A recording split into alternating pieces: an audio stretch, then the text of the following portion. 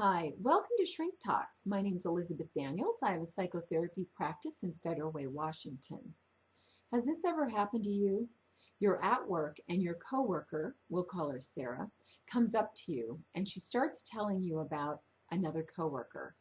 You should have seen Jason last night. I couldn't believe it. And she goes on and on and on telling you this story about Jason.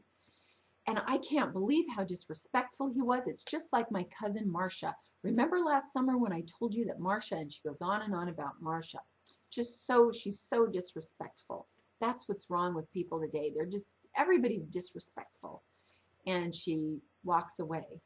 And you're stunned. You're looking at her. You sit back in your chair and you go, oh my gosh, how can she talk about disrespectful people when she is that herself? She's always being disrespectful to other people.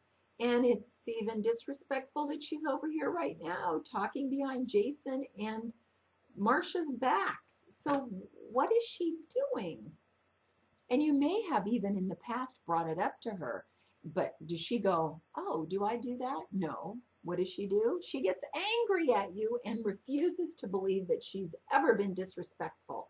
And if you ever point out an occasion where she was disrespectful, she'll have some excuse of why she had to do that and why it wasn't disrespectful.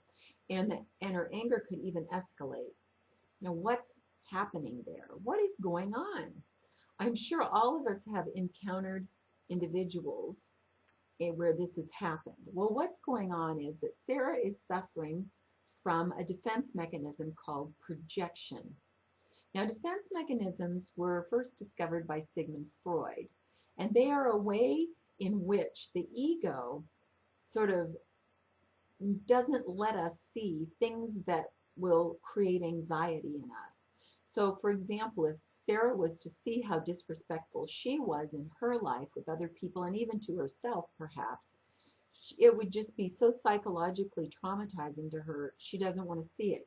And because she sort of stuffed it out of the way so she can't see it, when she does see it in the environment, it brings up feelings of anger because it's kind of touching on that part of her she doesn't want to see. Now, there are many different defense mechanisms, but projection is the one we're going to focus on today. Detecting projection in other people is so much easier than detecting it in ourselves because the whole point of projection is to keep from us those things we're thinking, feeling, and doing that are unacceptable to us that would create anxiety if we knew we were thinking, feeling, doing them. So finding that projected material is a little bit tricky because you'll know when you've hit some projected material and you're starting to realize that you do these things, or you do think this way, or you do feel this way, that you've been saying that you don't for years. Because when it starts to come up, the realization into your consciousns that, oh my gosh, I do that thing. I am disrespectful. How could I do that? It just feels, I like to call it the cringe, because it's just like we want to cringe and go, no, I can't. There's no way I could be doing that behavior. No, no. And we want to run away from it. But what's so funny about this process is that we're so horrified by it, but everyone we've been interacting with for years has known about it and seen us doing it over and over. So it's really not that horrifying because everybody else already knows. It's just horrifying to us because we're so shocked that it's really there. So this week's exercise challenge, you might not want to do it, but if you're a brave soul and you want to do it, it's coming up next. This exercise is about uncovering some of those thoughts, feelings, and emotions that we find unacceptable, that we've been pushing down, keeping out of our conscious awareness. Now you might ask, why in the heck would I want to do that? I'm not aware of it. This is a good thing. But is it?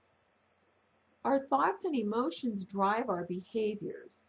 And if we're unaware of some thoughts and emotions and even behaviors that we're doing because we're misinterpreting our behavior, they could be leading us in different directions in our lives that are bringing us things that we don't want in our life. And we're not understanding, how did I get in this position? We might even start to blame other people, that it's their fault that this thing's happening to me, because we're just so unaware of the thoughts and feelings that got us into that position, or even the behaviors, the actions we took that created these situations.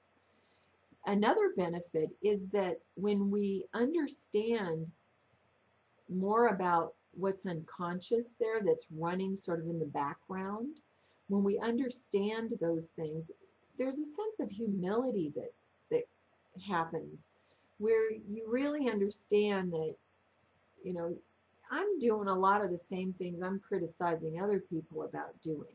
So like my example with Sarah, who was complaining about her coworkers being disrespectful.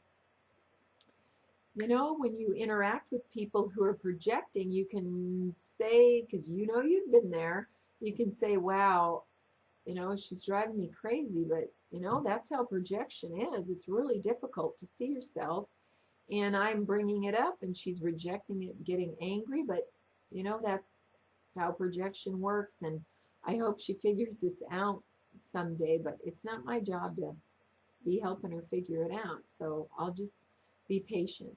So we can develop empathy for other people, because we can see it in others more clearly and have empathy when we have actually struggled through it to try to overcome it.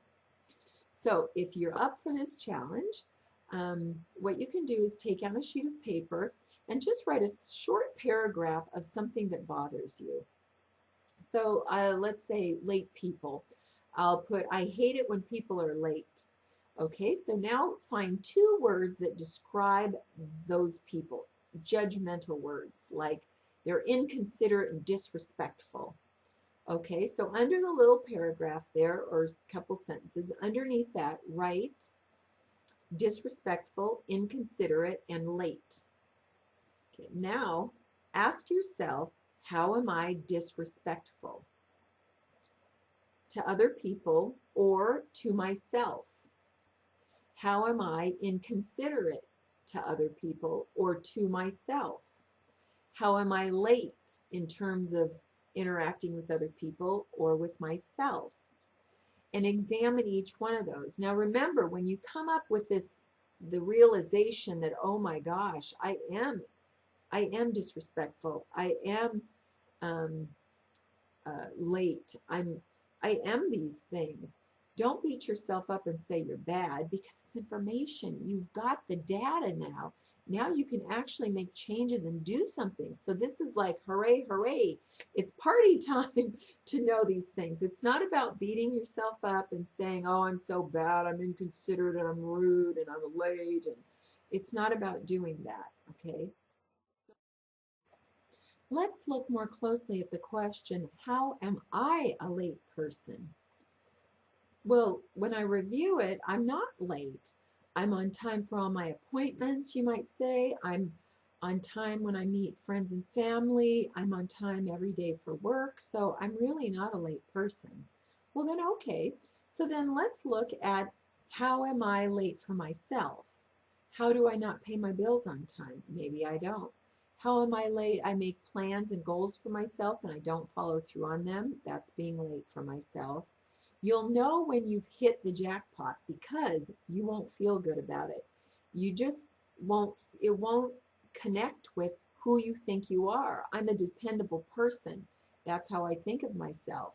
But now I'm knowing, oh, I don't follow through on my goals and dreams. I don't pay my bills on time. This is not like me. So you'll have that feeling, but just know that this is important. Now, important information. Now you know where to focus your energies on. If I start focusing on paying my bills on time and what keeps me from doing that and changing that around, or what keeps me from following my goals and dreams and taking action on that, maybe I can learn something else about myself that could actually help me take action on those dreams. Now, once you do those things and you're not late for yourself anymore, or even just having an understanding that that's where it's coming from, you'll find that late people don't bother you so much anymore. They'll bother you in the sense of that you'll make a request to them to maybe be on time, or you'll decide, you know, they're just late all the time and my life's too short. I'm not going to put up with it anymore. But we won't sit around and complain about it anymore.